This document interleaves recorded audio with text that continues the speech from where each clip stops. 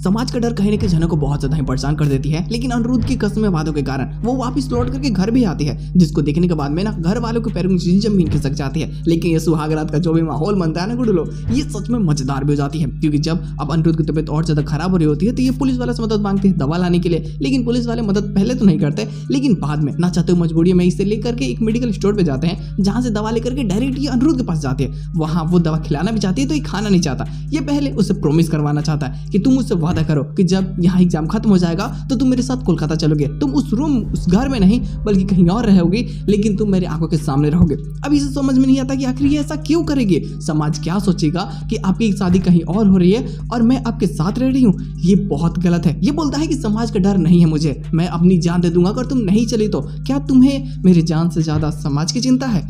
अब जानक भी परेशान हो जाती है, ना चाहते भी वो वादे कर देती है। इसे लगता है कि कल सुबह ये तो जैसे हो जाएगा इनको, ये तो भूल जाएंगे सब कुछ, तो वादे कर देते हैं, इसमें क्या ही जाता है। लेकिन अनिरुद्ध यहाँ पे खेल खेल रहा होता है। ये जो सैद्धांतिक प्लानिंग होते हैं ना, वो काफी मजेदार होता है, क्योंकि इसे एक सॉलिड सा प्लान देना होता है ताकि जानक हाँ कर दे बस साथ आने के लिए, और होता भी ऐसा ही है। अब जानक तो हाँ कर देती है, ये धीरे धीरे बातें करने लगता है कि मैं तुमसे प्यार करने लगा हूँ, और एक बात मानो या ना मानो, लेकिन जानक क्या तुम किसी और से प्यार करती हो? तुम नहीं करती तो तुम मुझसे कर लो, मतलब तुम खाली हो ना। लेकिन अब जानक के सामने सबसे बड़ी चुनौती ये होती है कि जो ये बातें बोल रहा होता है इसे समझ पाना बहुत मुश्किल है, क्योंकि कहीं ना कहीं उसे लगता है कि अगर ये मुझसे प्यार करता है तो मेरी तो कोई औकात भी नहीं है कि मैं इनके सामने खड़ा भी हो सकूं, तो मैं क्या करूं। खैर ना चाहते भी उसके गले लग जाती है। बेचारे को चिंता इसे भी होता है, क्योंकि जो संसार ये जो है ना भाई आस पड़ोस के लोग, वो क्या सोचेंगे क्या नहीं, इन सभी चीज़ों को सोच करके ये बहुत ज़्यादा परेशान हो जाती है। लेकिन जब गले लग जाती है तो इससे वो सुहाग रात की सारी बातें याद आने लगती है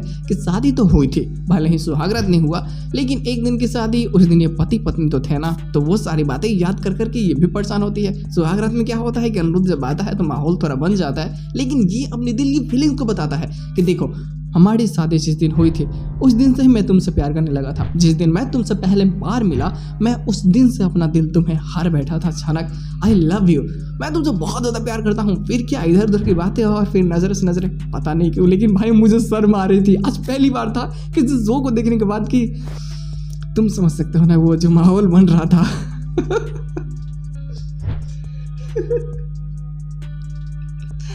मैं कसम से बताऊँ ना, उसको सही सही खुली आँख करके तुम देख नहीं पाओगे। मतलब थोड़ा सा बहुत रोमांटिक माहौल था यार, और बंदा जो बोल रहा था ना वो इमोशनल था थोड़ा सा। लेकिन ये ड्रीम जानक का होता है, क्योंकि वो इतनी शर्मा रही होते हैं ना, जैसे गांव की कोई लड़की कल्ली खवाड़ी जिसकी शादी अभी अभी हुई हो, जो ससुराल गई हो, फिर रात का खेल हो।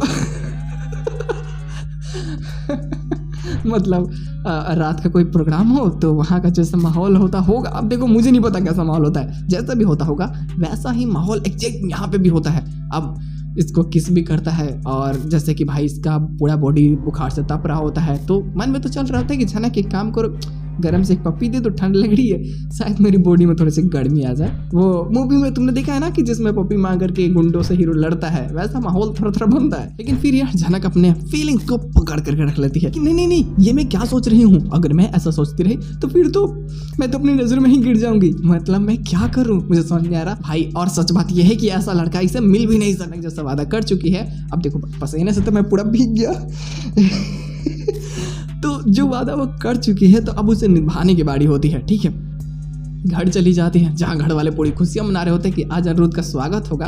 तो अब वही फिर से रोना धोना शुरू कर देती है आपको कि नहीं नहीं तुम मेरे लिए क्या गिफ्ट लेकर क्या, बोलता है जानक आओ। अब जब वो आती है उसको देखते हैं ना अर्शी, उसको लगता है कि ये अब क्या हो गया, मतलब तुम इसको क्यों लेकर के आए हो, ये वो 9-17। तो यहाँ पे सिर्फ इसका एक ही एक्सक्यूजेस होता है, और वो ये होता है कि देखो यार शादी तो अपनी हुई है, तो जब तक तलाक नहीं हो जाती तब तक ये मेरी पत्नी इस घर में ही रहेगी। अब मानो या ना मानो, लेकिन मान्यता तो इसे देना ही होगा, और बस तलाक लेने के बहाने ये जानक अपने घर में रोक ही लेता है। आज तो एपिसोड डिले था, थोड़ा पहले आता तो और एक्स्ट्रा प्लॉट के बारे में भी छानबीन कर लेते लोग। अब रात हो चुका है तो इसमें क्या ही छानबीन करें।